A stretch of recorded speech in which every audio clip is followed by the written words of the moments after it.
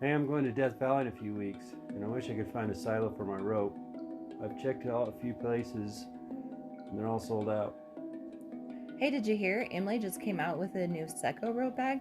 That'd be perfect for Death Valley. A Seca rope bag? What's that? The Seco rope bag is designed specifically for dry canyons. It's made of cordura and vinyl, so it's more lightweight and compact than the ones made with foam. Wow, that does sound perfect. Where can I find them? Most of the retail places that sell Emily Canyon gear should have them in stock, or you can find them at canyoneeringusa.com. Cool, thanks for the information on the new product. I really love Emily Canyon gear. I'm going to check right now. Cool, I'll have a link for them in the show notes, so it'll make it easy for you to find out more about them. The Seco bags are also perfect for North Wash, Capitol Reef, dry Zion canyons, anywhere you don't really need your bag to float. I really love how packable they are. Hello, and welcome to the Canyons Are Calling podcast. I'm Cheryl Jocelyn, your host for the show. Before we get started today, I want to just mention that I have updated a few things on my website, thecanyonsarecalling.com. I added a resource page, a page with accidents and story links, and a page with guides and classes. And so if you know of anything that I have missed, will you please reach out and email me at thecanyonsarecalling@gmail.com and let me know so I can get you or the link that I'm missing on my page. So anyway, also on my website, I have a page for merchandise, so you can get some stickers. I ordered some beer glasses, and they are going to be here by the end of September. So if you go on and order one before October 1st, I'm going to send you a 5-inch Canyons Are Calling sticker also. So go on and order yourself and your friends beer glasses. Also, there's a page there for donations. So if you feel like this show has been impactful to you and you would like to show some love, you can go ahead and give me a donation. I would really appreciate that. Anyway, on with the show today. I have Michael Kelsey on with us. Most of you know him through his guidebooks, I assume. He has the Colorado Technical Canyoneering book, also just a Colorado Plateau non-technical hiking guide. And I also have his Paria guide. He has let's see, mountaineering guides, World Mountaineering Guide. He has the Henry Mountain Guide, Lake Powell Guide. He has like 16 different books. So who is Michael Kelsey? Michael Kelsey is a native Utahn that was born in 1943. He experienced his earliest years of life in eastern Utah's Uinta Basin on a farm near Mighton, Utah, and then near Roosevelt. At the age of 11, his family moved to Provo, Utah, where he attended Provo High School and later Brigham Young University. There, he earned a Bachelor of Science degree in sociology. Shortly after that, he discovered it was the wrong subject for him, so he went to Utah University, where he received a Master of Science in geography and a minor in geology. A couple of days after his final exam is when he says his life really began. On June 9th, 1970, he put on a backpack and started traveling for the first time. Since then, he has seen over 220 countries, and he has self-published a series of 16 different books. He continues to update those books and also continues to call Provo his home. Here is my conversation with Michael Kelsey. Enjoy. No, it's been longer than 5 years. It's been about 7. I moved here to guide canyoneering trips for Nick Smith. Do you know? Oh, He says he knows you. I He said he hiked with you one time. once. That's a long time ago. Yeah. So I moved here to guide canyoneering for him, and then things fell through with that, and I started working for Tom Jones and Imlay Canyon Gear. Okay. And so I've been managing Imlay for Tom for about 5 years. And so in that, I just do a lot of tedious things like cutting ropes and stuff. Mm-hmm. And I listen to a lot of podcasts doing that. And there's no podcasts about canyoneering specifically. There's a lot about climbing and backpacking and mountaineering and hiking, but nothing really about canyoneering. And so I thought that I should pick up and fill that niche. I haven't talked to Tom in quite a while. What is he still canyoneering? Yeah, he still gets out when he can. Yeah. Quite a bit. He's going out to Ouray in a couple weeks, Colorado, to do some stuff out there. Yeah. Well, anyway, I'm still doing it, but I've got wrists so bad that right now I can't do that real difficult stuff. High stemming. That's one thing I can't do, so I'm pulling back a little bit. So. Yeah. Guess as you get up there, it kind of happens. Yeah, right. I mean, I'm still pretty young and I have like a shoulder injury that has held me back a lot this year. It's so hard. Yeah, right. So, well, anyway, this is going to be a podcast then, huh? Yeah. So I'll send you a link to the podcast when I air it. It's called The Canyons Are Calling. You'll probably be episode 13 or 14. Okay. So pretty early on in the thing, but Scott Patterson had mentioned that you were coming out with your latest edition of the Colorado Plateau book. Yeah. And so I was like, well, maybe I could get him on the podcast because everyone was talking about how it's an end of an era and you have just been such a wealth of knowledge for us and, you know, not only hiking and canyoneering, but for me, I like to use your book to find, you know, native ruins and things like that, petroglyphs and pictographs. And, you know, it's really an honor for me to be able to talk to you right now. Well, anyway, this the one that just came out a month and a half ago or something. It's I really didn't go out and look for a lot of new stuff, but it's just it's updated second edition of the technical slot canyon guide to the Colorado Plateau. Okay. So that's the one we're talking about now. Yeah. So anyway. So if you wouldn't mind just kind of going back into history and telling us a little bit about like how you got into canyoneering and some of the early stories, that would be really cool. Well, I'm a mountain climber, basically. That's what, that was where I started. I did actually, I got out of college and started traveling. I put a pack on my back June 9th, 1970. That's when I got out of school, 2 days after my last finals, I guess it was. And just hitchhiked across the country, and then 6 months in the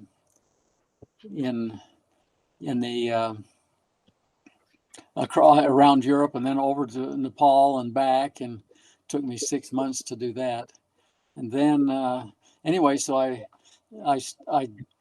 by about 1975, well, back up a step, I was using a book that came out in 1970, I believe, a guide to the world's mountains, or something, mountains of the world, or something like that. And it was a book of about 240 pages, roughly. If I got enough light on me, you want more light, or recording the video, the sound? Okay. I won't use the video at all. Oh, okay. Anyway, but after about 5 years, by about 1975, I started analyzing the places I had been, the number of mountains I'd climbed around the world. I did 4 one-year-long trips in the 1970s. That's a long time to stay away from home, but I was hitchhiking, and didn't cost much, you know, so I had more time than money then. Nice. But anyway, and I had both parents home for a while there, and they you know, I could dump my stuff, and then they'd take care of that. And anyway, so I started thinking of a world guide, and that ended up in 1981 doing that. That came out, my first edition of the world guide, Climbers and Hikers Guide to the World's Mountains. And then right after that, I thought, geez, why don't I have a mountaineering guide to Utah? And I started on that. And then there was this other guy, some guy named Hall, Jim Hall, or somebody, his last name was Hall. And he came out with one seemed like it was about 6 months before my book came out. So I added a few canyons just and I got in, early 80s. I can't remember the dates now, but anyway, that's how I got started. And just not like I'm doing today. I mean, this was just some of the elements. I'm trying to bring up a name down there in the Elk Mountains there. It'll come to me in a minute. That's part of the problem of getting old. Sometimes it's hard to bring up a name. Right. But anyway, and that came out in, I think, 83, as I recall. This goes back a ways, and then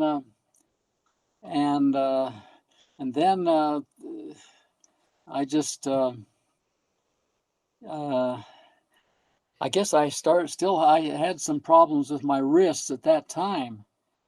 But I decided, I can't do this physical work. I was working a tree trimmer for an outfit called Davy Tree Expert Company, which is a national chain out of Kent, Ohio, like Kent State. Some people will remember that, the shooting there, May 4th, 1970. And anyway, but I trimmed trees here in Utah to get money.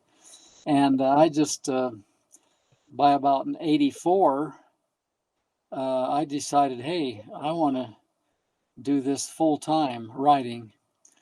And I think it was soon after I went to China in the summer of 84, spent 3 months in China, and ended up writing a little book about China with another guy. And then I went back to school one quarter, winter of 85, I believe. Hope I'm getting this thing right. And then I just took off in April and started hiking canyons. I guess that was 84. And then by 85, I came out with the first canyon hiking guide to the Colorado Plateau. And that's when the canyons got involved. And I kind of put the mountains in the background a little bit. And I've been doing the canyons quite a bit. I did take several trips in the 80s and 90s up until, well, 2000, I guess. Those were trips overseas, and they went into my world guide. I got up to the 4th edition, which is the one that's out there now. If you go into my website, you can see that. Mm-hmm. You can double click on some of my photographs. I look better having wavy hair then. And a little. Yeah, I was checking that out quite a bit last night. You have a lot of interesting stuff. Yeah, there's some. I've got to bring that one picture up on the home page or something, because I thought I looked pretty good then, but I don't know now. But anyway, anyway, that's how I got started. And then about sometime around the mid 90s, got involved with this German guy. Let's see if I now I'm having trouble. Eberhard Schimelinsky, and he had some money, I guess, and he wanted to take us in a helicopter, me and 2 or 3 other guys, and went into some of the canyons, West Canyon and some of those, and that's pretty hard to get to, and it's just only an hour from Page. Okay. So that's pretty good. And so we didn't object, so we went along, and West Canyon was one of the first ones, and then there were some others there. Upper Kaibato was another one. That's a good canyon. And so anyway, and it's just so about the mid 90s, I started in with some ropes doing rappelling. I think Pine Creek in Zion was I went through that solo, and Bahunan I went with a guy pretty early on. And then I did that alone too. Believe it or not, have to carry a lot of ropes. That's the problem going alone. It isn't the danger. I mean, I've been doing this all my life, hiking. These are almost all. The mountaineering is almost all solo. Solo hiking. Yeah, 99.9% of the time. Of course, I didn't have the resources to go like the German guy that went to the top of Reinhold Messner. He had some money, and I mean, he had some organizations helping him out, and I didn't have that. But anyway. So that's and then by let's see, I guess it was about 2001. I got the first edition of my Technical Slot Canyon Guide. And here, just a month and a half ago, I brought out, I guess it's the 5th edition. And now that just about a month and a half ago that came out. But it's an updated 2nd edition of the Technical Slot Canyon Guide to the Colorado Plateau. I didn't have enough material to call it a 3rd edition. Right. So I didn't want to fool people by saying it's the 3rd edition when it's really not. But anyway, I added 32 pages and proofread it more and updated things. I drove around to most of the trailheads, Mhm. did some short hikes and stuff like that. So I kind of it's updated pretty good, but talked to other people and added 7 or 8 or 10 new hikes that weren't in there before the 2nd edition. So anyway. Awesome. So I don't know if that kind of summarizes things up to date, I guess. I've done other books. You probably have seen my Perea guide if you're in Kanab. Yeah, I definitely own that one. I use that one a lot, and they have the Colorado Plateau Canyoneering one as well. Yeah, right. So anyway, I enjoy doing that one. I've got some, when it comes to Mountain Meadows, the Mountain Meadows Massacre. I had to talk about John D. Lee because Lee's Ferry is what he created. Right. Joseph Smith, or Brigham Young, they kicked him out of the church, and then he said, "Hey, go on down there to Lee's Ferry, lie low, get away from the authorities who are after your, Mhm. you know what." And so that is anyway. So I had to go into the Mountain Meadows Massacre to explain why John D. Lee went down there and established that ferry. One of my relatives was involved in Mountain Meadows too. And if you go down there and talk to other people in Southwest Utah, whose grandparents' lineage goes back to those early years, 1850s, every one of them has somebody who was involved, a relative. There was some kind of relative.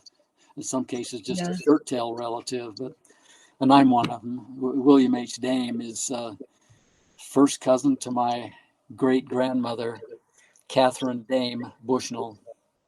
Hmm. So anyway, had to go into that, and there's more information that I'll have to include in the next edition of the Perea Guide concerning Mountain Meadows, and it's an interesting story. I don't know if you've gotten into that or not, but it's actually we went up to the site by St. George and saw the plaques and stuff, whatever. And yeah. Well, interesting. I mean, sad, interesting history. Yeah. Well,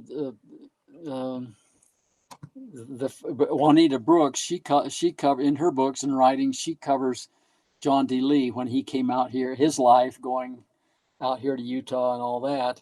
But then there's a guy, and here I am, another name that doesn't pop into my head. Anyway, he just a moment.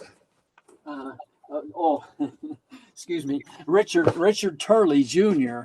He's the Mormon church historian. And I guess this guy sounds like he spent his life researching the Mountain Meadows.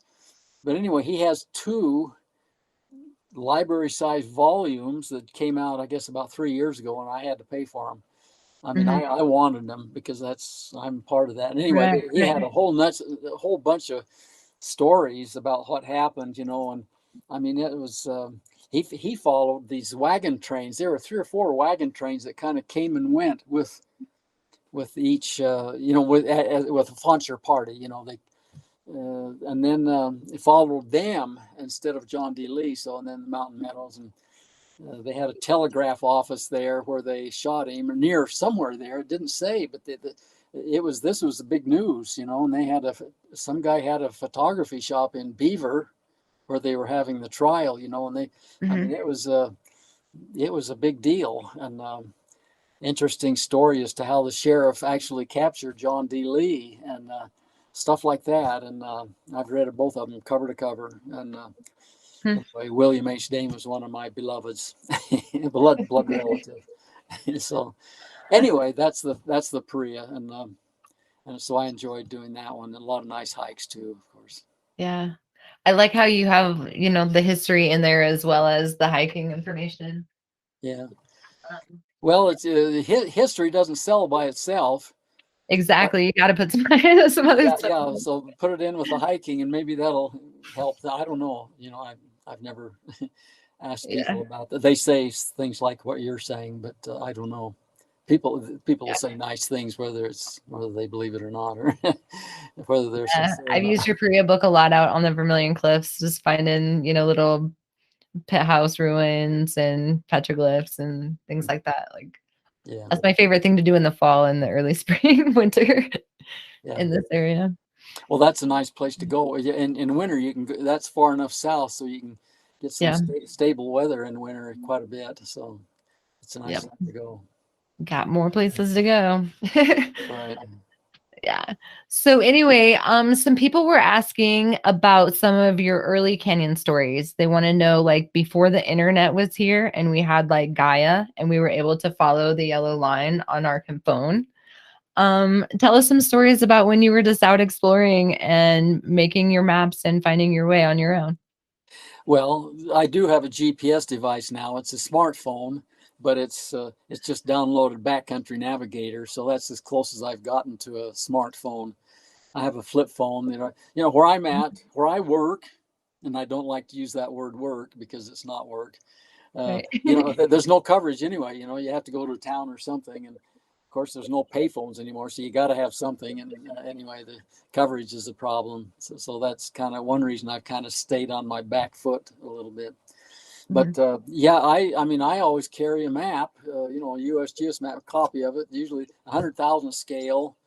That was what I started with, and then finally they got the state or USGS started, or they got these 7.5 minute quads, 1 to All 24,000 scale, and I copied. I got them all for this whole state, practically, at least wherever I hike. But I don't. I leave them here, and you can see behind me, right in there. That's part of the cabinet I made for all these maps by region. The Lake Powell North, Lake Powell South, and Priya. But then I copy them on the photocopier Xerox and tape them together. I hate that. I kind of finished that now the last couple of years with this GPS. I mean, I carry them a lot of. If I'm going back to a place that I've published before, then I copy the map and I take my map that I drew and carry that in my hand. And sometimes National Geographic, Trails Illustrated, National Geographic. Those are good maps usually. And they're like, everybody improves in time. My 6th edition of the Priya is a whole lot better than the first, and that's their maps are getting better too. So right. age counts, and but anyway, so that's what I carry and match it up with the GPS, and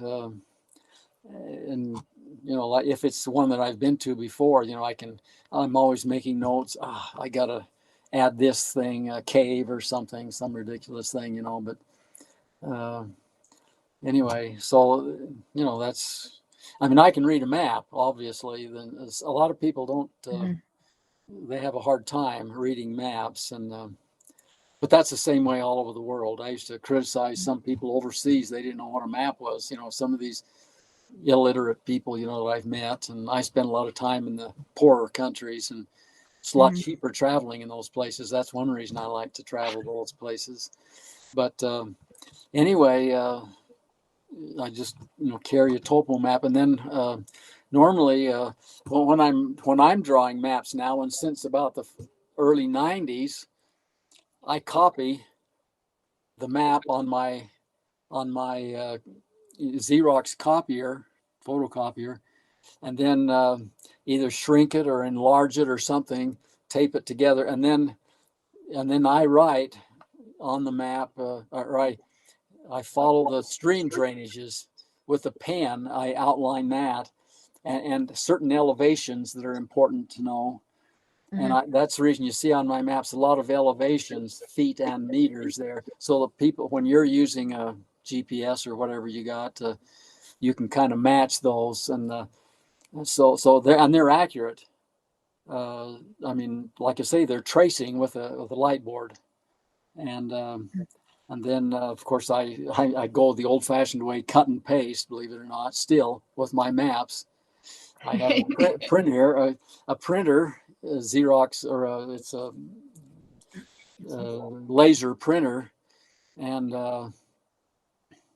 so anyway, I use that. And so these are accurate that are in my book. Places are set accurate now since the earlier mid 90s. They're much more accurate than the first maps I ever made. So I saw in the movie Gorging, I saw how you were putting the maps together in your books and like cutting and pasting the little strips. was I in there? Did he? Uh-huh. No, Yeah, you were. Gorging. Oh, okay. Yeah, I Gorging. was thinking 127 hours. Oh, You know, right. those guys, I sent him a couple of copies of that 4th edition, I think is what he used. And he was copying it it just showed him for about 1 second copying my book, but they never did give me credit in the end of it. I was looking for my name for credit and right. it doesn't matter. Oh, shoot. But Poor guy. anyway, Mhm. yeah, I guess. Okay. In the Grudging movie. Yeah. That was fun going with Brian Oliver.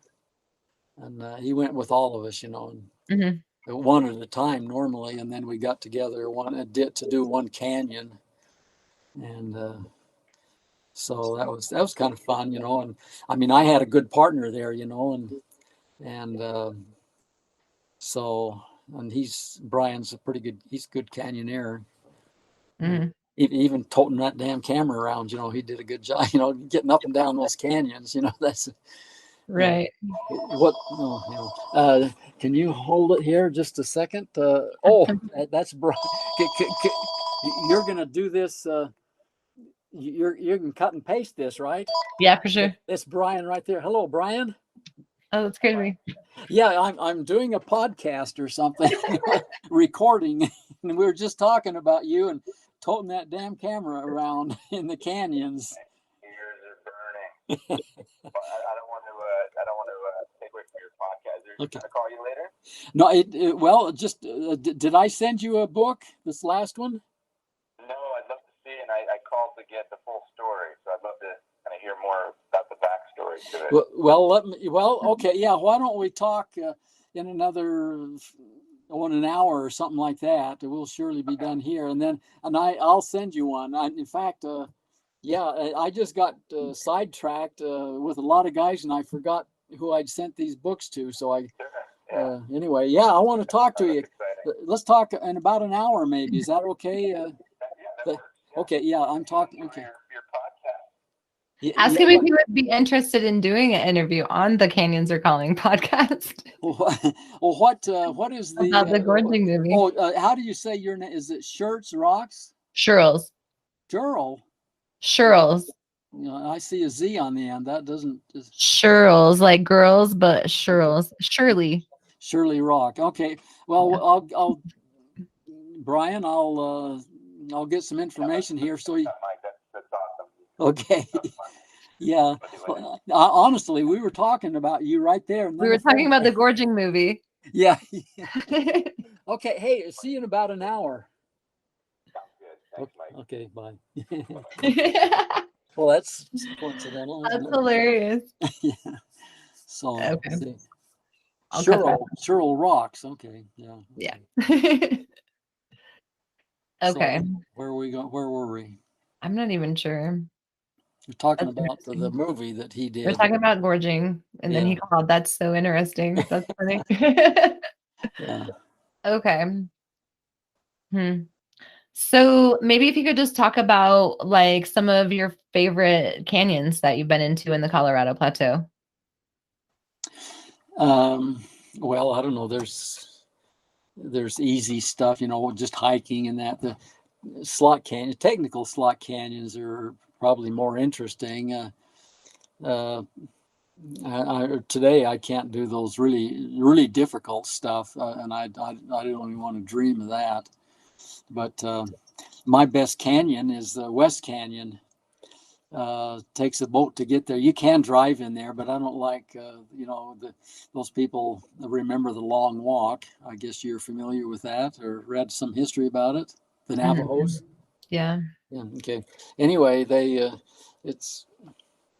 don't particularly like having us on their land, and so anyway, there is a driving route, but it's better to come in by boat, and you don't, no problems. Forget the permit and all that stuff. That's what I probably shouldn't do that, but anyway, you're not stepping on somebody's toes out there. But anyway, you hike up and around and down this nice slot, not too difficult. There's people have put some bolts in and left some ropes so you can make it a little easier for the kind of the beginners, and that's okay. And then you got the huge walls. I mean, it's just amazing. Navajo sandstone. I guess I don't know if you've seen my Lake Powell guide. Have you seen that? Mm-mm. Anyway, I got more pictures in there, I think, of the lower end. It's just a magnificent canyon, and of course things like Heaps and Imlay Canyon. You got to have some partners there, and go have some good information. How deep are the potholes now, or how full are they? Can you get out of the damn things? Right. That's I've done it in both conditions, and it's definitely challenging both ways. Yeah. I haven't done Heaps yet, but I've done Nimley a couple times. You haven't done that 93-meter rappel, huh?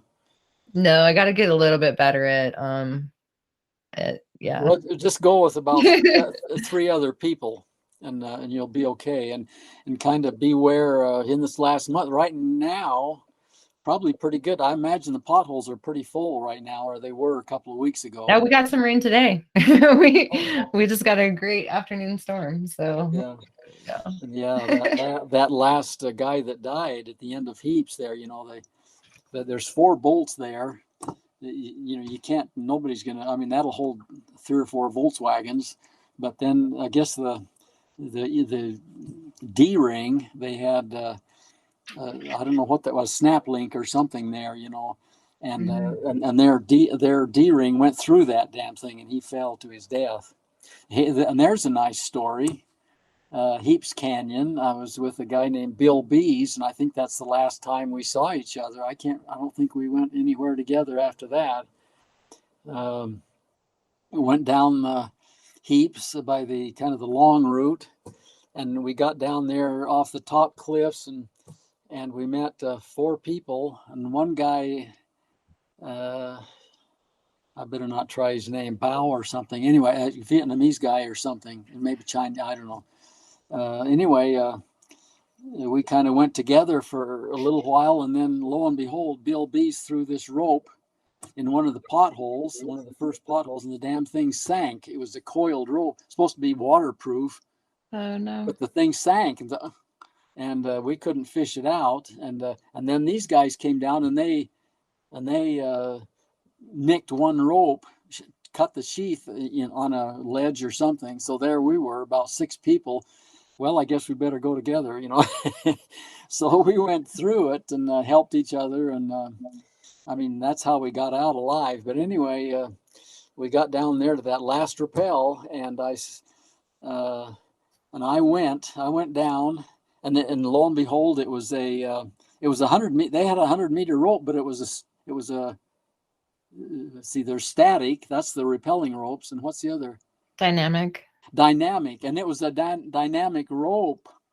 And I started going down, and then about halfway through, maybe 2/3 the way through, or down, that 93-meter rappel, is what it was doing is bunching up. It has an outer sheath there, an inner core, and that sheath was bunching up, and then it would release. I'd work the rappelling device, and then I'd fall 5 meters or 10, just. Oh yeah. I mean, it was, wow, it was something else. And it finally worked out, but that was probably the scariest moments I had there. So anyway, and then I can't remember how Bill Bees came down last or something. I can't remember the sequence then. I've got it written down in one of my books there, Technical Slot Guide, I guess. And the experience we had, that was quite interesting. But we slept at night. I had the wetsuit on, and we didn't have sleeping bags. We were going to do it in one day. He got a car. What did he have? One of the German models, it was expensive, Audi, and he got a permit to go up there early and get up at night and go up there so we could get an early start. And we started about 6 or 5:30 or something, and then but we didn't make it. And we just right near the end we had to. I just sleep.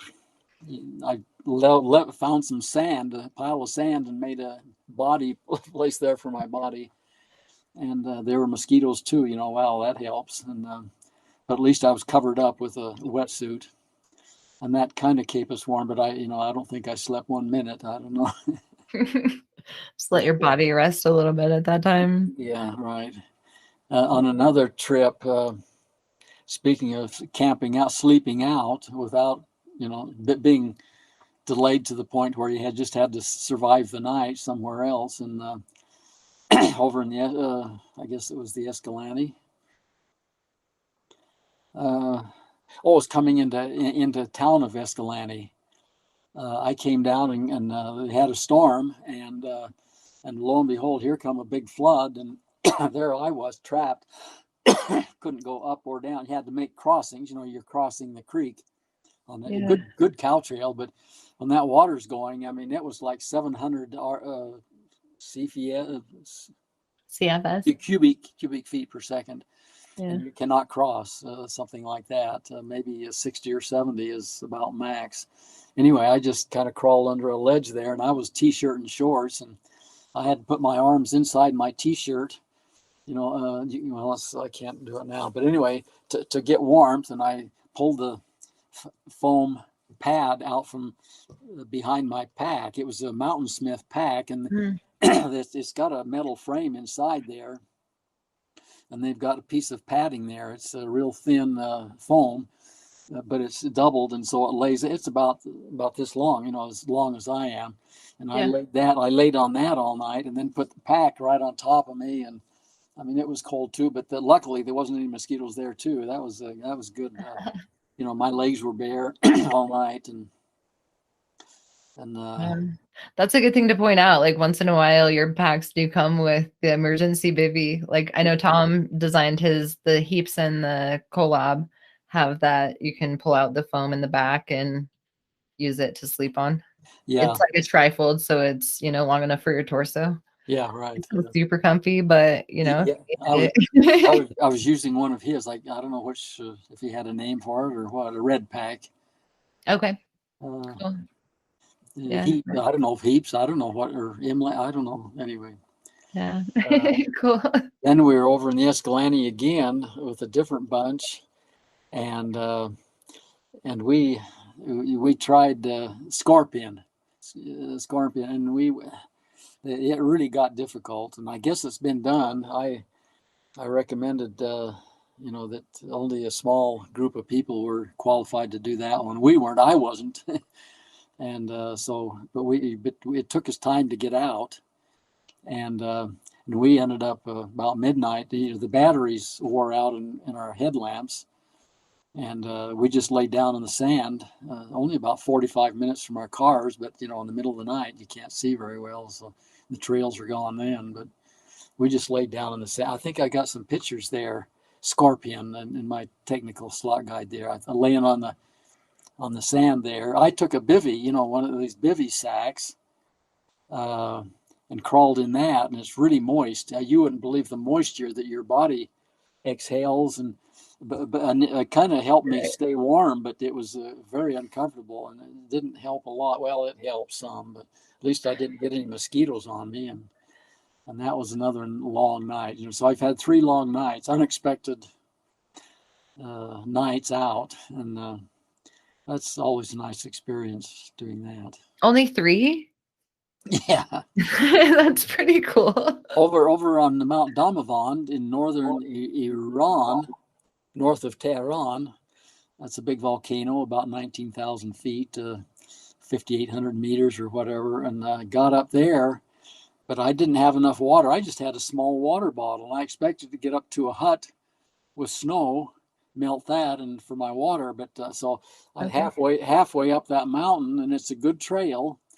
And I just had to lay down on the trail, and my legs started cramping up because sweating and not enough liquid and not enough salt. And I just crashed right there on the trail and survived. And then the next morning, I got up and went up, and the first thing I did was melt some snow and ice, I guess, and had breakfast there. But that was kind of a night out too, my probably fourth. But without a tent or something, so I guess I've had 4 nights out. That's pretty awesome for the amount of time that you've spent out. Yeah. Well, I've had pretty good luck, I think. Like you say, I'm alone 99.9% of the time, and I'm still alive. It's interesting to hear these people, the announcers on TV, say, "Oh, never go alone," but those are people who are stupid. No stupid people shouldn't go alone. But I don't. When it comes to this, I don't think I'm stupid necessarily. So, and I'm still alive and kicking. Nice. So what do you do different than the stupid people? Well, I mean, I've probably got more knowledge. I mean, I've been doing this for long. It's so long. I mean, we started out backpacking in the Uinta Mountains. That was the big deal when I was growing up, going up into the Uinta Mountains, and that's where my mountain climbing started. And and that translates to camping or hiking in the canyons as well. So. Were you doing you went to hiking solo also? Yeah. Well, in those days, I went with my brother once or twice, and my dad and brother, and Dad was kind of the push behind some of that because he grew up in Uinta Basin there, Roosevelt area, Vernal area, so he kind of knew the backpacking, and he wasn't part of this group we got today. I mean, he was far from that, but his push and my push to get him out there backpacking, and it worked out okay. And so, but anyway, that's kind of how I got started into hiking in the Uinta Mountains. That was the big deal then. Now canyons are getting a lot more popular now. What first drew you into the canyons? How did you get into canyoneering specifically? Well, I guess one of my friends mentioned something about the Paria River, and I think that was maybe the first hike through the Buckskin or somewhere. I'd have to stop and think now. I can't remember. But it was the Paria River hike, the lower Paria. And so that was and also there's one of the first right there was what's the the name escapes me now. Wooden Shoe Canyon, Dark Canyon. That was one of my first too. After I kind of got into canyons, one of my first ones. One of the first ones I did to get the canyon hiking guide out.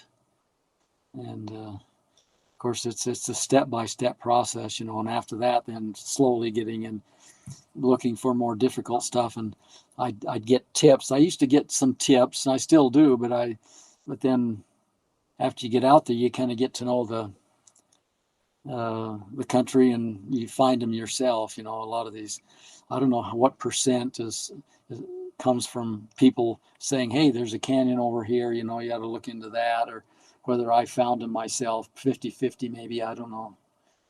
But so there's a combination there, information-wise. And when it comes to these technical slots, when I got into that, I'd take 2 or 3 ropes and kind of go out there and find a canyon that looked good on the map. And then if I come to a drop off, well, okay, if I had a rope long enough, I'd leave it to tie it in and go down, and then with Jumars, ascend and go back up, maybe 2 or 3 ropes. But if I couldn't do that, then I'd back up and get out and go along the rim and look down, and then come in from the bottom end and look, go as far as I could, and then if it looked like I needed a lot more ropes, and helpers to carry ropes and gear, then I'd find some buddies and go through like that.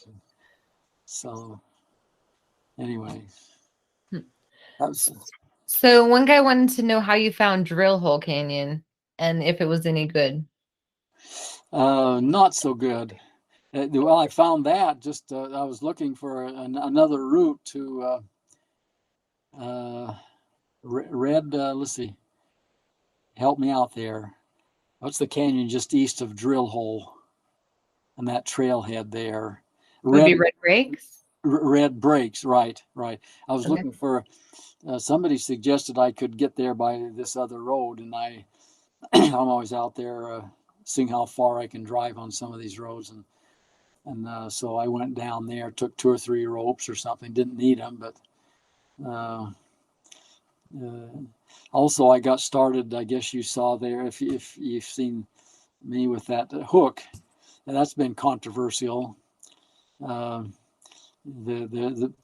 logic is that you put some webbing around a choke stone and a D-ring, descent ring, and rappel and leave that there. Or some guys have started or tried to make these macrame and these removable slings that you can't. Sometimes that'll work if you know how to do it, but you can't do it all the time, so. But I think, if you're interested in not leaving anything behind, a G-pick is great. I mean, you can make a very small hole, or if you look, you can find little holes or cracks. You can put a hook into it, and there's, and then you only want to do this on a short rappel, no more than about 10 meters, but rappel off a hook. And then you flip it, give the rope some slack, and you flip it, and it comes right down. Everything comes down. And only less than half the time do you need to use a G-pick to make just a small hole. It doesn't have to be big. And that's one of my, I don't know how I haven't talked to some of these opponents of mine, or opponents. I haven't really had a chance to talk to them. I don't know if I want to talk to them or not, but I've been in canyons where there's 20 meters of they build a dead man back up canyon somewhere, and then they'll have 20 meters up to, that was the longest I saw, of webbing.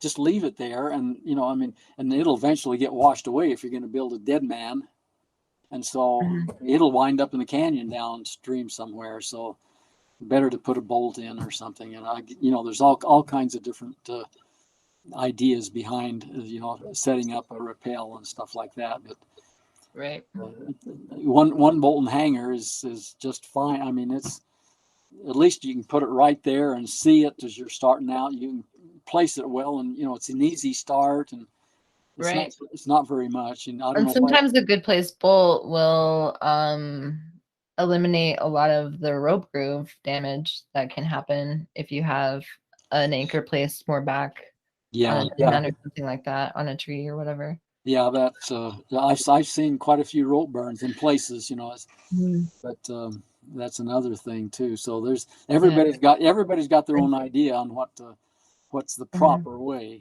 so leave as little as possible and be safe, though. That's the number one. Yeah, definitely be safe. And that's why I'm still here and talking to you. Exactly. So anyway.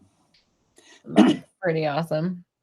Well, Rich Carlson wanted to say that he wants you to know that among the majority of us, we appreciate you as a fellow Canyoneer. We're impressed with all that you have done and accomplished in your life, and he wishes you well on whatever path you follow from here. Okay. Well, Rich, I haven't talked to him for a few years since the movie came out, I guess. I think that was about the last time we were together, Rich Carlson. So yeah, I might try to get him on the podcast too. I put Scott Patterson had mentioned that you were putting the book out. And so in that thread, I mentioned that I would try to get you on the podcast. And so when you said you would be on the podcast, I asked if anyone had any questions that they wanted to ask. And he said he didn't want to know anything from you, but he wanted to give you that compliment. Was that Scott? That was Rich Carlson. Rich. Oh, okay. Yeah. Yeah, I don't know. What is he doing? Scott wanted to, or no, it was Keith that wanted you to get into your history and stuff like that. But Keith? yeah, Keith Sedinger. He's just a fan of yours. He wanted just to get into some history. Oh, okay. You've been out there way before a lot of us. I mean, you've been hiking since before I was born. So that's really cool. Yeah, right. I think your first mountain book came out when I was 6. So Utah Mountaineering, or no, the World Guide, or the World Guide, probably the one in 84, 4 or 5, whatever. Yeah. So that's really, really awesome. Yeah. Well, this 4th edition is much better quality all the way around. I mean, everything improves with age. So. What made you decide to start writing books? Well, I just wanted something else there.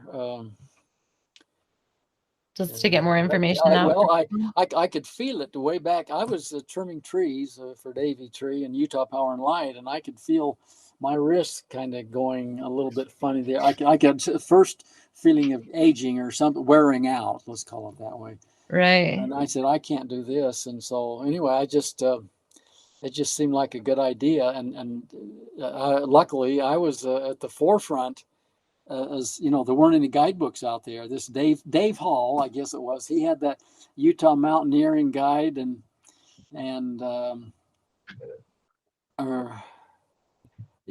Utah's Trails and Canyons, or I can't remember the name of the title there. I've got it listed in most of my books there.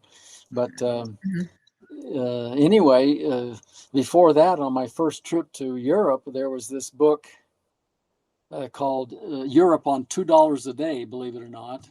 And that was the first guidebook I ever saw in my life. That was 1970. I didn't use it, but I've used other guidebooks. I use guidebooks occasionally. I mean, it helps history and stuff like that. So I use them if they're available. And then I ran into a guy in about 72. He was doing a book on Indonesia.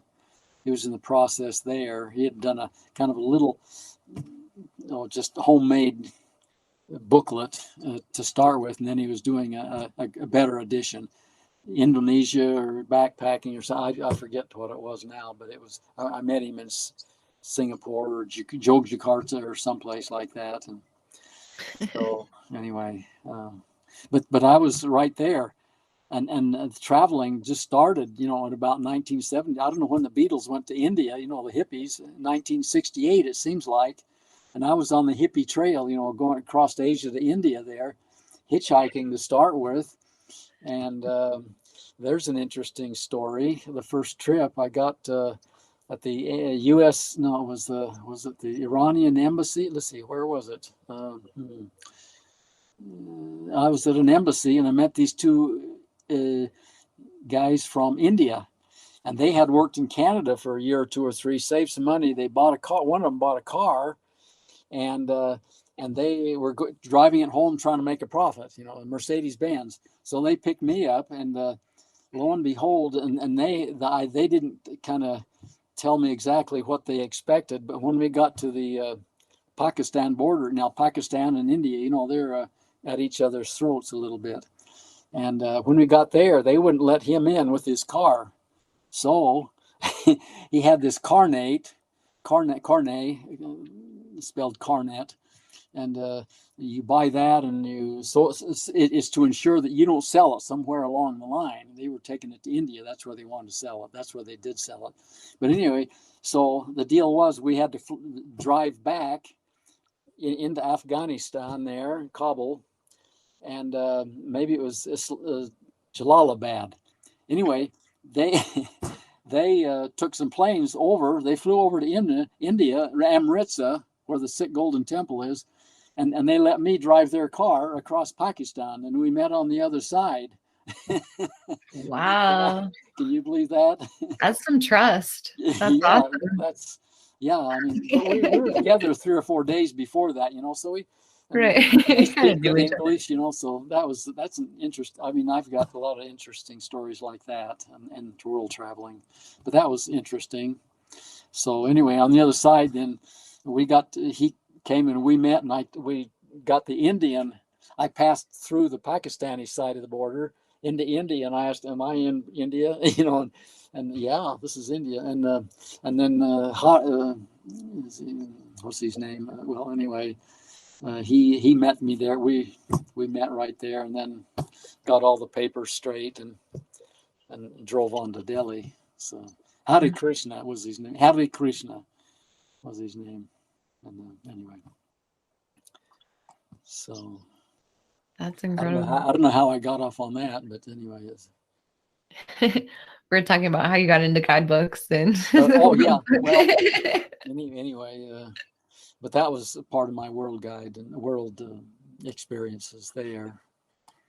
Yeah, you definitely had more books out on your website when I looked than I mean, Tom has a lot of them, but you have more than I had imagined. So I'm definitely gonna have to stock up on my library for sure. Well, maybe the next time I always have blemishes around. So maybe I can bring some down to you there, several of them. You'll have to email me or something on that. I don't know when I'm going to be down there. It'll be 3 or 4 years before I do another edition, but I'm down there anyway with the non-technical canyon guide. I'm always looking for hikes there.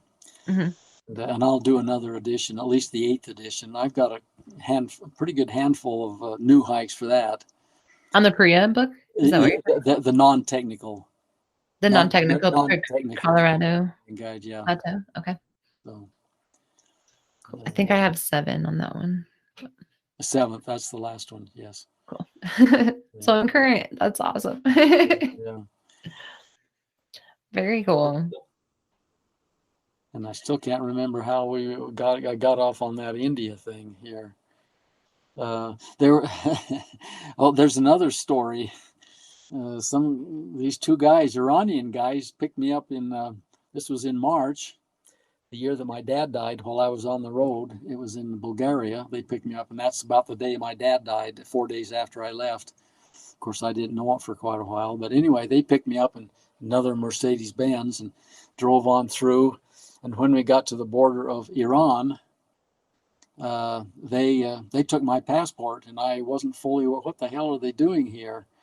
And they said, yeah, don't worry, in Tehran, you'll get it back. And so anyway, we went there. These guys, 2 guys, if you're Iranian citizen, you can import, it's either 1 car a year, and then you can sell it if you want. It's up to you. But these guys were doing it trip after trip after trip, apparently, 1 a month or something. Anyway, they had done their quota for the year. Maybe it was 2 cars a year. So they needed somebody to put the car's name into. So they put it in my passport, and I, of course, can't read it. I don't know what the hell it says there, but they took my passport, which is very disturbing to me. But we went there, and one of the guys, I stayed with his family, and they had a big house and a teenage boy who spoke good English. And he told me the story, that they were importing it, but it was on my passport, and it took 9 days to get my passport out of Hawk, wherever it was, immigration or whatever it was. And so I stayed with them. I mean, it was nice. It was better than any hotel I could pay for. I couldn't have paid for that one, a nice home. And so that was another little interesting experience. Wrong subject there. It was a world guide instead of canyoneering. But so maybe if you could just talk a little bit about what was updated in the new Colorado Plateau Technical Edition book. Yeah, it's I've added 32 pages, so it's really not that big, and that's the reason I call it updated 2nd edition, because I don't want to deceive people, having them think it's a whole new edition, but it's not.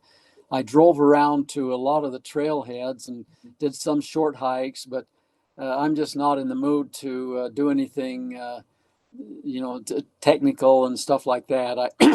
I can't do high stemming. That's the part that I can't do with my arms stretched out. So anyway, and my hands and wrists are getting old. But so I got around and found some new stuff, and of course I've updated stuff. Sometimes the trailheads change. Down on Peekaboo, down on the Escalante, the Hole in the Rock Road. They got a brand new toilet down there and a new trailhead. They got 2 trailheads now, and one's right on the main Hole in the Rock Road. And anyway, so it's updated that way. But that extended the hike a little bit, didn't it? When they added the new parking lot. Well, maybe, but it's the whole thing isn't very long. It's half a day at most. Anyway, it's a new parking, and it's right on the main road. You don't have to go to that tree with twin forks or twin trunks or something and go turn left. So in that respect, it's good. And you can see part of another kind of a narrows. It's a dry fork, and then you go down there and then up Peekaboo or whatever. There's 3 names: Brimstone and Peekaboo and whatever. But the things that I did. After the second edition came out, I did an updated a second edition of my Robber's Roost book. And I did another edition, I guess the 6th edition of my Paria guide. And in the Paria, I found a couple of nice slots and a nice hike there. And so I copied that from my Paria book and put it in this one. I think that was about 8 pages, and then there were several in the Henry Mountain's Robber's Roost book that aren't in this technical slot guide. So I took those. There were half a dozen hikes there that were nice, and that should be with rappelling and down climbing, good stuff, technical type stuff, so I put those in this one, and I think there was anyway, and then just updated everything. I can't remember if there's any more there or not, but so that's where the 32 pages comes in, and I kind of so that's what I added, and so it's kind of the same thing, only updated, and I've added a few that's in a couple of my other books. So anyway, that's where the updated thing comes in, and I probably won't do another edition of this book. Maybe just do the same thing over again, and maybe go out and just kind of reread it and see, make a little there's always little changes, proofreading changes and stuff like that, if nothing more, because I need to I don't think I've had anybody else proofread this. I give it to a couple of different people over the years, and they're pretty slow. I want to get, okay, do it. Can you do this thing in a couple of weeks? And anyway, so yeah, I'm impatient. I mean, I've got my own schedule and everything. So, but I basically didn't let other people see this thing, the final draft here. I should have, but that would have probably taken another couple of months, and I'm impatient. One book a year sounds like it's easy, but it's not. And this one was just kind of a revised, same book, but anyway. So what else do you have planned in the future? Are you revising other books? Well, I'm adding. I have quite a few nice hikes for the non-technical canyon guide to the Colorado Plateau, and so that'll be the 8th edition. There's enough here, new stuff, to call it the 8th edition, and that'll be 2 to 3 years from now. But next, let's see, this right now, I'm working on the 5th edition of the San Rafael book. And so that's, I've got enough there. I'll call it the 5th edition. Up in the north, there's some hikes that I don't know if you're aware of it or not. Probably not. I wasn't aware until about a month ago that Cleveland Lloyd Quarry up there by Cleveland, it's a dinosaur quarry. Here in 1919, about 2 years ago, July 2019, they made it a national monument. And I don't know why the media didn't cover it. When somebody makes a national monument, then this went through Congress. It wasn't a administrative thing. Right. Like Clinton did and all that, right. National monuments are. And yeah, they're usually big news. Yeah, right. But this one did slip through the cracks, I guess, but I didn't know. I went out there, and to start with, when I left Highway 10 from Price, going down to toward Mullen and that area toward I-70 there, turned off to go to Cleveland, and it was Cleveland Lloyd Quarry. And then halfway there, I started seeing these signs, Jurassic National Monument. And what the hell is this? And when I got there, they told me, this is a national monument. Well, I don't know why in the hell I didn't hear anything about it. Maybe I was out of town that day, and sometimes, I usually go back and read the old newspaper. If I go off for 4 days, I go back and at least read the obituaries, stuff like that. Right. Old newspapers. But I had no idea. So anyway, it hasn't gotten any bigger, but they've probably hopefully got a little more money.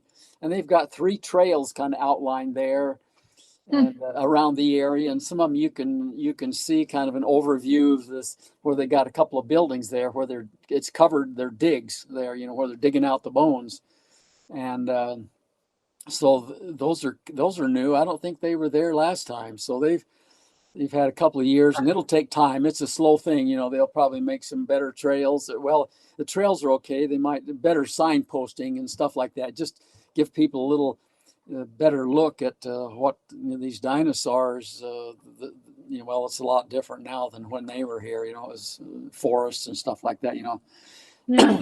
Bones get fossilized. They're debris that was washed down usually from some flood or something, and then that's where the uranium comes from. It's in the Morrison Formation there. But anyway, I'm going to add that. Kind of a new hike there, and I'm halfway through it. And then Cedar Mountain, it's kind of a big part of this. It's part of the San Rafael, but it's got some radio towers up there and a good road to the top. And of course, if you can see that the end of Cedar Mountain, you got coverage, and that's what one reason I never did want to invest in a cell phone, because hell, I'm down in the canyon. I don't have coverage. So I have to get out on a major highway or near town, or get on a high place and see an antenna over there somewhere, Navajo Mountain or whatever, before you can get coverage. So anyway, but I made, so that's included. And then there's, you haven't heard of where Hanksville is, I guess. And west of that is a place called Canesville. Mm-hmm. And there's just north of that is North Canesville Mesa, and south is South Canesville Mesa. And there's, believe it or not, on the south side, there's 2 sheep trails to the top, going back to maybe early 1900s. And then on the north, there's 3 sheep trails. I don't know if you remember seeing a cement truck parked there. If you ever, I probably kind of. I have my family history. They moved from Kanab up to Caneville, which is strange because I grew up in Manti, and then followed my passion and ended up in Kanab. Yeah. And when I went over to Capitol Reef and the Caneville area, I just was like, I feel at home here too. Yeah. I wonder if my ancestors had anything to do with that, Trails. Well, there's a cement truck parked there. It comes from the 1990s, and I've got the story on that from one of the old timers there. Okay. And I always look for the oldest guy in town, and to get the history of this stuff. And anyway, there's a route up there. I thought it was just a route, but lo and behold, they've had the wall collapse. Part of the wall collapse, it's kind of a tunnel almost, or it's about 1 meter wide, and it zigzags there for about 40 meters. And but the part they actually had sheep up there, and they have some chicken wire. I hope you know what that is, on some little sticks there, and to keep the sheep on this little walkway. It's not a tunnel. It's just a kind of a narrows or a slot, really, about 1 meter wide. And they used to run sheep up there. I couldn't believe it. And but now there's been a collapse there, and I had to. You kind of crawl on my hands and knees a little bit to get up through there. So that part has changed, but there's 2 ways to get around this little blockage, but otherwise you're right there on the edge, about 40 or 50 meters straight down, on those highest cliffs, right there. Yeah. So that's interesting. And then there's 2 trails that were made, and I think they were made by the CCCs back in the 30s, because Hanksville had a CCC camp.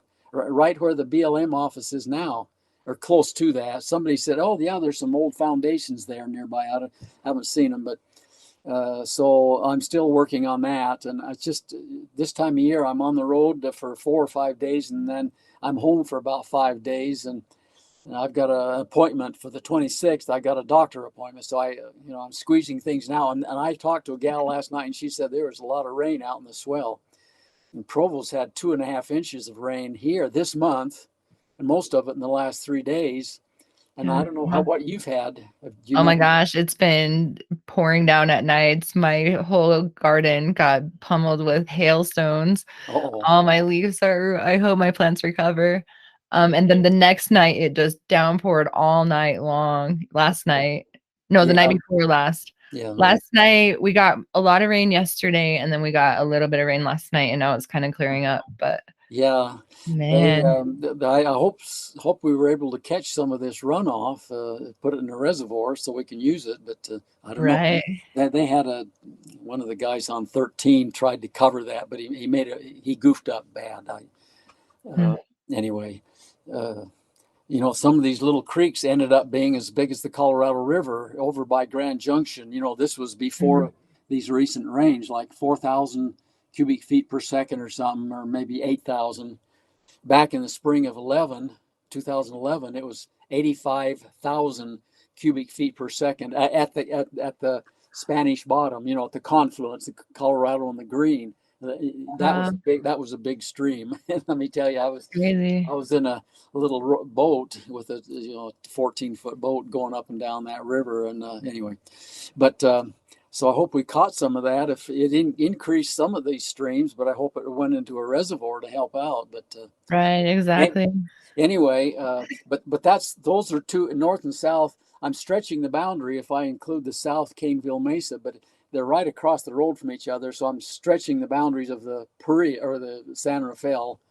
So I think and then I've got some other things just updated. There's some rock art that I found that I didn't know about.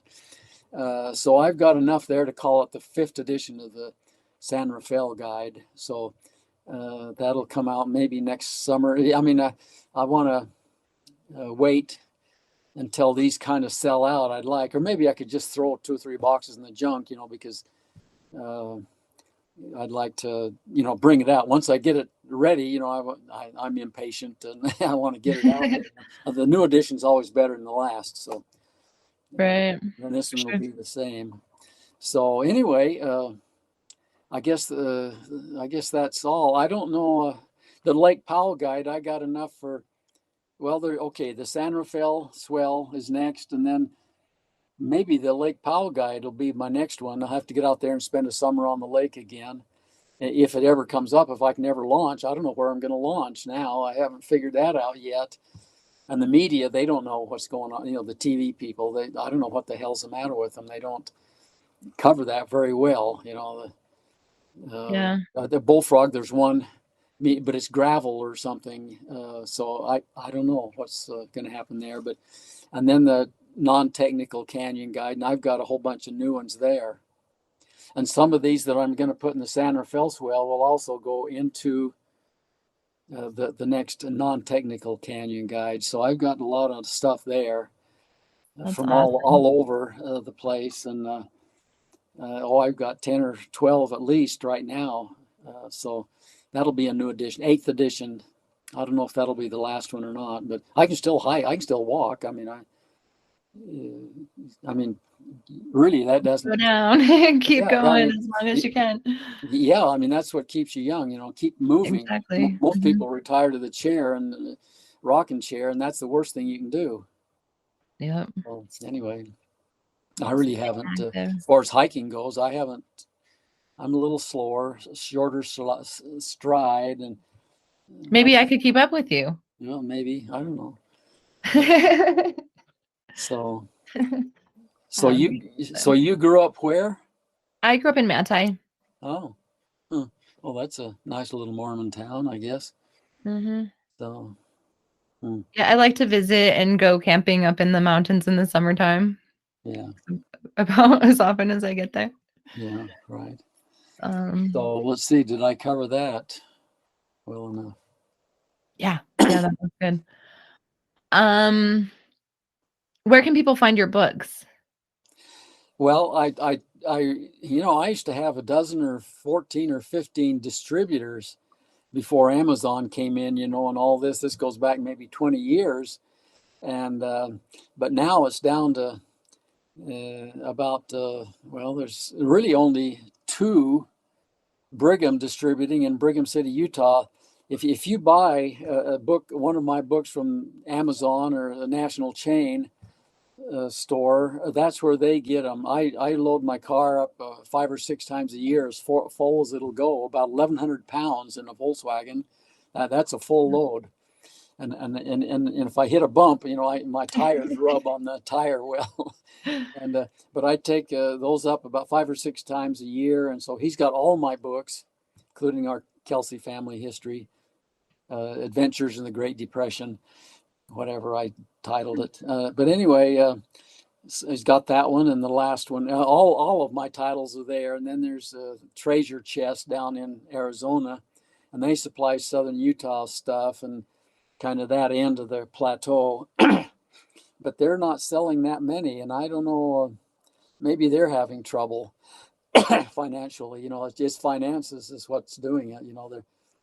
There's some bookstores are closing, and the post office seems to be, they're either the same or slower than they used to be 20 or 30 years ago. I remember I was down in Papua New Guinea in the South Pacific, on the island of Guinea, New Guinea.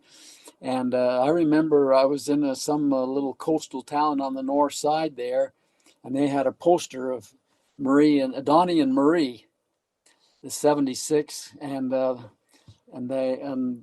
were cute kids, I know. But anyway, but my letters were getting home in a week from the South Pacific. And now it takes about the same time, maybe a day or 2 shorter, just to get from one end of the state to the other, And then another time, one of my books, I sent a book to somebody in Kanab, and I think it took the next day they got it or something. So it's inconsistent, and I don't know how that happened. I guess it caught the truck just right. I guess I don't know what happened. Yeah, I find that with my shipping too. Sometimes it's like right away, and sometimes we expect things the next day or 2 days later, and it goes like all the way around the world before it gets to us. So yeah, right. And the only thing I ship, the only thing I mail, and I use U.S. Post Office. It's the cheapest. It's it's book rate, media mail they call it. media mail. Mm-hmm. Yeah. So and sometimes, and that's the lower than first class. First class is supposed to go, first. Yeah. I remember one time I dropped off a book to he's my now husband, but it was when we first met each other. I was giving him a copy of Tom's Zion Canyoneering book for his birthday. Mm-hmm. And I dropped it off at the Washington Post Office, which is like 5 blocks from his house. And I mailed it media mail, and it didn't get there for a week. Really? I should have just dropped it off at his house. I don't know why I didn't, but yeah, it took over a week to get there, and it was 5 blocks away. It surprised me. Yeah, right. Anyway, it's I don't know why that is. Well, I mean, if they have only so much space, the first class mail goes first, and the right, priority, then first class, then media. Yeah, right. So that's what causes that. But anyway. Yeah. So ridiculous. Rocks, that's your husband's name? No, Jocelyn is my last name. Rocks is just my, people have trail names. Oh. And so Rocks was just kind of like, I don't know, that just kind of came about when I started canyoneering. Okay, Rocks, like ROCK. Okay. Yeah. Anyway, anyway, yeah, that's what. I mean, if they have access, I mean, they can. If they go to my website, kelseyguidebooks.com, then it's how to order book or whatever it is. I don't want to open it anyway. You can. Yeah, I'll have links to the Brigham Distributing and to the Kelsey Publishing. Yeah, but to have them go to Brigham Distributing, that's the best place. Okay. They can call in and those guys can mail it out that day or the next. If they call in the morning, they can probably get it on the truck that day. Yeah. Okay. And that's the quickest way. And let's see, we were talking about canyons, I think. Sorry. So I have one question that I like to ask everybody. Well, I have a few questions that I like to ask everybody. Mm-hmm. But the number one is canyoneering makes me really, really hungry. So I like to know, what's your favorite in-canyon snack? Well, lately, I eat a big breakfast starting at 7 o'clock. I watch the news, Al Jazeera News Hour, Al Jazeera. Remember that. If you want world news, aljazeera.com. I use it on Apple TV in my kitchen dining room. But anyway, so I ate a big meal there, and then I don't eat till, and I have my exercise about 1:30, 2 o'clock in the afternoon, and I don't want to stuff my stomach, so I don't eat until supper. So kind of two big meals, sometimes a snack. But in the canyons lately, the last year or two, I haven't. I take a small pile of saltine crackers if it's hot, and it has been for the last couple of months. I need salt. I had a couple of episodes here this year where I got down on salt. And you don't want to do that. When you're sweating, you want to eat salt, even if it's a salt shaker, put it in your hand and eating the salt. But anyway, so, but sometimes that now, an apple's good. An orange is good. In the past, I've done that. They travel well in a pack. You don't want bananas. That's the last one you want to pack. They have these hard cases that you can get for your bananas. So you could put the banana in a hard case. Yeah, well, that's bring the banana hiking with you. I haven't seen one like that. I'll have to look for one. Probably REI. Is that where you get it? I found them on Amazon, but I live in Kanab, so that's the only place I have available. I don't want my credit card being out there anymore. And Right. I want to see it. Yeah. They may have them at REI. Yeah. Yeah, they're pretty cool. Anyway, but I guess, apple, orange, sometimes there have been times when I'd carry a little box, Tupperware with this for sandwich box in the past when it looked like it was going to be a long day. I haven't had that many long days here. About 8 hours is the longest hike I've had this summer. So I don't get hungry anymore, at least the hiking I'm doing. If I were doing some of these canyons that I was doing 15, 20, 30 years ago, I'd want a lunch. But, and then drink plenty of water, of course, if it's hot. Mm-hmm. Anyway. What's your favorite after canyon beverage? Is there anything that you drink afterwards? I occasionally, I do most of my hikes in warm weather, so I do drink more soda pop than I should. I don't drink, in winter I don't drink it, and you don't want to drink this diet. I like diet, but you're not supposed to drink much of that. They're still trying to analyze what that does to your body. It takes the calcium out or something if you drink too much. I was told that maybe 8 ounces a day wouldn't bother me. So, but I try to do that. But when it's hot, over 100, 111, I hiked on one day 111 down in Hanksville. So, on days like that, but I start out with chocolate milk, 2 quarts chocolate milk, and then some orange juice, about the same there.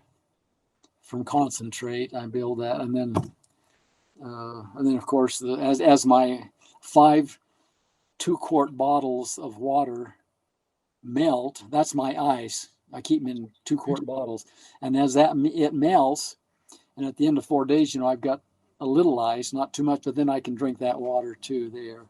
Mm-hmm. Usually fruit juice, chocolate milk, sometimes soda pop, some, and in the evenings, I don't drink alcohol. Nice. And it seems like if you go with a big group, somebody's drinking alcohol. But that they know that if they offer me one, I won't take it. So it's probably a game. I don't know. Good for you. I think Rich Carlson or I think Tom Jones, we went on one trip, I guess. I can't remember now. Maybe 2. I can't remember. Most of that stuff goes back a few years. So nice. Anyway, for breakfast, I eat cold cereal usually, and I use powdered milk. non-fat, and I overdo it on that because for protein sake, and bananas for fruit, and usually a Raisin Bran. Usually that's my favorite cold cereal, and then some bread, peanut butter. I eat quite a bit of that. Whole wheat bread or whole grain or whole wheat bread. That's my breakfast. Nice. I don't know if other guys eat that or not. I don't want to cook anything in summer, especially in winter. I just don't cook when I'm car camp. I sleep in my car when I'm out. Mm-hmm. And I took all the seats out, and I have a piece of plywood there where the passenger seat is in the back, and it's a nice bed. You get about four of these little Thermarest, full-length Thermarest mattresses. I need a little padding there, about that thick now, 4 inches or something. So that's what I sleep on. I have satellite radio. I enjoy listening to that, BBC in the mornings and other stations now. One thing about getting out in the canyons, you just don't have any reception in the mornings and evenings. Usually KSL, and usually get some weather news, but not always. It depends on where you're at. I don't know, the atmosphere does funny things. Mm-hmm. In satellite radio, you can you can't hide under a tree, a big tree or forest. Can't hide under an overhang. You can't park in those places. You have to be exposed to the sky. But Mm-hmm. that kind of saves me, the satellite TV, XM satellite TV. Nice. And then that's my companion, you might say. Cool. So, before we end the call today, is there any safety advice you would like to leave our listeners with? Safety advice? Yeah. Anything you've learned over the years that just to be safe? Not really. I mean, there's a whole bunch of different canyons out there. Right now, I can't think of anything. Maybe, as soon as we get off the line here, I guess I'll. Of course. I mean, if people want my autograph, maybe I've told them there. I'm trying to get rid of my World Guides because they're taking up so much space in my storeroom. So I cut the price, and if you want an autograph, you have to send it here to me. But I prefer, if that's okay. I worry about people forging a signature. I hope that doesn't happen. For sure. So, but they can do that. But on any book if they wanted to, but they can get it quicker through Amazon. And all the books you get from Amazon, all of my books you get from Amazon comes from Brigham Distributing. Gotcha. Of course, they take 5%. Everybody takes a cut, but Right. it's just work to me. That's work. And what I'm doing when I take off hiking, that's not work. Exactly. Well, we don't want to make you work, so if we can get them somewhere else, that's awesome. Yeah. All right. Well, one more question that I have that I ask everybody is, if you could go any place in the world, where would you go and why? I can't answer that because on every continent there's good places. If I were going in the Andes, well, the Andean countries, Ecuador's a little wet, so I'd probably choose Bolivia. It's good and cheap there. They have the Indians, Indians, and so cheap hotels and big mountains, dry. I like the dry climate. Don't have to worry so much, and less avalanches and rain and snow and all that stuff. So Bolivia, probably my number one country there. In Africa, I don't know, it's hard to say. Maybe in the north, the Atlas Mountains, maybe, or East Africa. They had some good experiences in East Africa, Mount Kenya and Kilimanjaro. In Europe, well, I don't know, I guess Switzerland, but of course, probably Nepal in the Himalayas. But there's some nice hiking in the Soviet republics, the Central Asian republics. the former Soviet Union, those countries there. A lot of nice mountains there, and it's quite dry. And so Australia doesn't have much at all. What else? What am I missing? In North America, Costa Rica is a nice place. They've got some active volcanoes, and it's quite cheap, and it's easy to get around. And a lot of people speak English, and of course I use Spanish there, and I have enough of that, so there's no problem. But Costa Rica is a nice place. Southern Mexico, the same. It's got some good stuff there. I've climbed the big mountains earlier, 30, 40 years ago, I guess, 40 years ago. What is that? In the 70s, what's that? What are we looking at? 50 years? Yeah, 40 years. Pretty close to 50 years ago. 45. Anyway, so it's hard. I can't tell you what one country. It's impossible. Just maybe the best country on each continent would be the best, and I think I covered those, I guess. That was a lot of places to go for, sure. Yeah, I'm old-fashioned. That's awesome. I'm 78 now, and not getting any younger. So yeah, well, you deserve to be old-fashioned. That's that's totally awesome, for sure.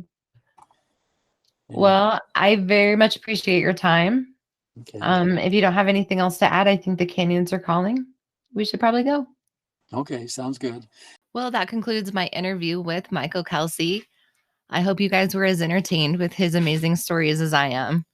I wish that I were able to see half as much as he has in his life. That's incredible. If you want more information about Michael Kelsey, you can go to my website, thecanyonsarecalling.com. There I will have more information about Kelsey and all of the other people I've had on the podcast.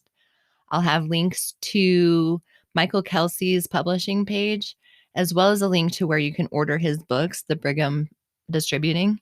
And also on my website, you can find, like I mentioned earlier, you can find information for resources, for guides and classes, and for stories and accidents. You can also find merchandise, some stickers and beer glasses, also links to our Facebook and Instagram page. Hope you're enjoying the show.